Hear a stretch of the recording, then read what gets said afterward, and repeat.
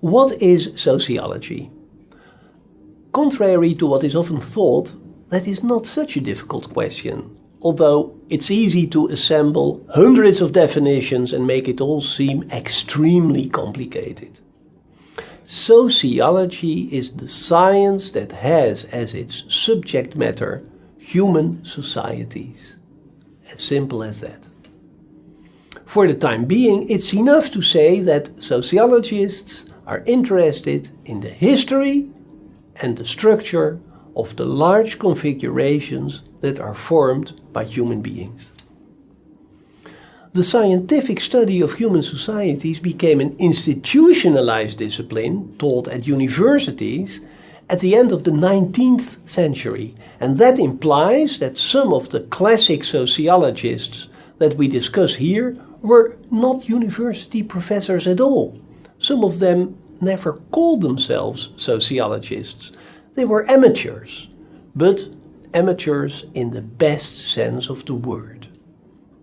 The fact that their study of social life was done in non-institutionalized surroundings had its advantages.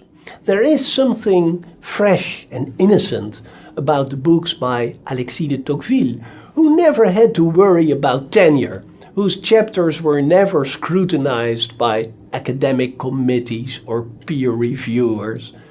But the disadvantage may have been that a few of the classic authors got carried away by their own arguments because, they lectured and wrote for people who worshipped them, as was the case of Auguste Comte, who clearly missed the objections of a critical audience, as we will see.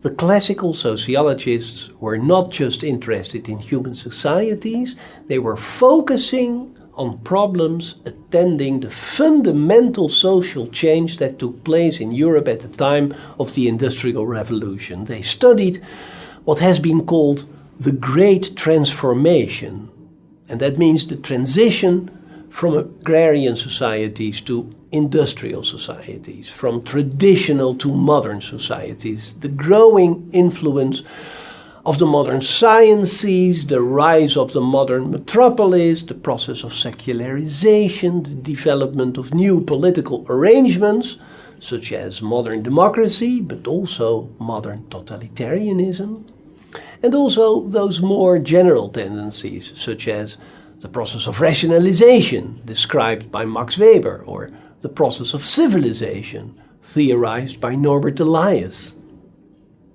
The first sociological theories were proposed by intellectuals who were struck by those brand new developments that they witnessed for the very first time in the history of the human species. And one of the reasons why we still experience their theories as illuminating is that today we live in the spin-off of processes that became noticeable for the very first time during their lifetime.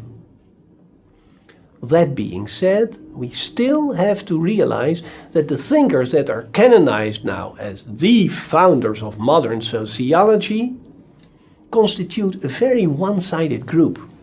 They are all men, they are all Europeans, and with the exception of Tocqueville, they are middle class, all of them. When studying their theories, it's important to ask yourself from time to time what difference it would have made had they been women, or born in Asia or Latin America, or stemming from the very rich classes of society, or from the very poor.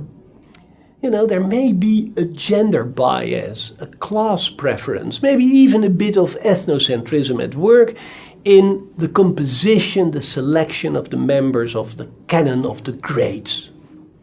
And there is a possibility that some important thinkers have so far been overlooked by the historians of the social sciences. There may be authors who in the future might be given their well-deserved place in the pantheon of the classic sociological thinkers.